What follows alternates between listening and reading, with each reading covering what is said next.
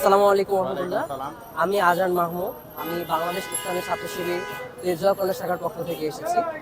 আমি আজকের এই প্রকাশনা উৎসবে আপনাকে একটা কুইজ মানে প্রশ্ন করব। তিনটি প্রশ্ন করব। তিনটি প্রশ্নই হবে হচ্ছে একদম বেসিক ইসলামিক নলেজ থেকে। জি।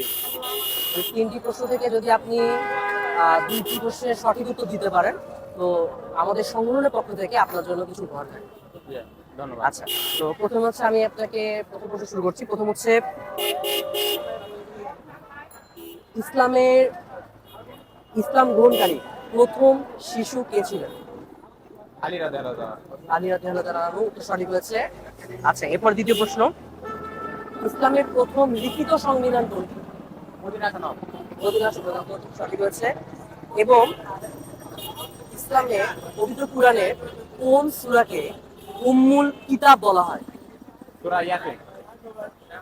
না, সূরা ইয়াসিন না, উম্মুল কিতাব। সূরা বাকারা।